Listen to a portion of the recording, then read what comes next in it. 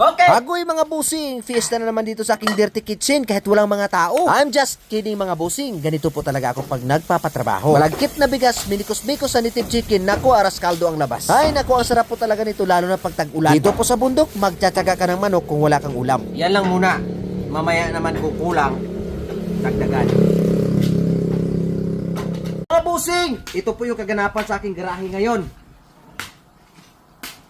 At syempre, dahil mabigat po ang trabaho, on time kagad yung luto natin. Magluto ako ng lugaw ngayon. Ito pa isa naghakot. Yan. Yung isa doon na iwan, siya yung nagpapala at nilalagay dito sa, ano ba pangalan niya? Wilbaro. At magluto ako ngayon ng lugaw. Yun bang may malagkit, may luya, kumplito ricado, yung tawag dito sa amin aras kaldo. Ito po ay native chicken. So, lagay na natin dito. At ito na yung aking nagaluto na Tinitrain ko pang magluto to. Siguraduhin mo lang makain yan ha. Pag hindi na, mura gidangat na to ni Ron. So siyempre mga bossing, happy ako na kahit papaano naman, kahit mano-mano lang po yung gawa namin dito, no? Unti-unti na po siyang nakikita ko na yung resulta. Ito, tapos na ako sa oras, wala na akong choice kundi mano-mano na ho talaga.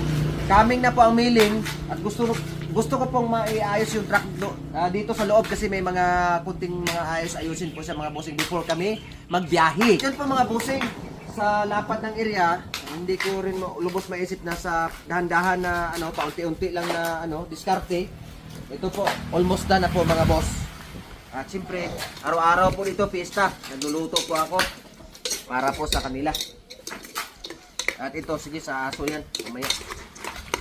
Okay. Agoy mga busing, fiesta na naman dito sa aking dirty kitchen kahit walang mga tao. I'm just kidding mga busing, ganito po talaga ako pag nagpapatrabaho. Malagkit na bigas, minikos-mikos sa native chicken, naku aras kaldo ang labas. Ay naku, ang sarap po talaga nito lalo na pag tag-ulan. Dito po sa bundok, magtsatsaga ka ng manok kung wala kang ulam. Yan lang muna. Mamaya naman kung kulang, dagdagan. Mga busing, ito po yung kaganapan sa aking garahe ngayon. At syempre, dahil mabigat po ang trabaho, on time kagad yung luto natin. Magluto ako ng lugaw ngayon. Ito pa isa naghakot. Yan. Yung isa doon na iwan, siya yung nagpapala at nilalagay dito sa, ano ba pangalan niya? Wilbaro. At magluto ako ngayon ng lugaw. Yun bang may malagkit, may luya, kumplito ricado, yung tawag dito sa amin aras kaldo. Ito po ay native chicken. So, lagay na natin dito.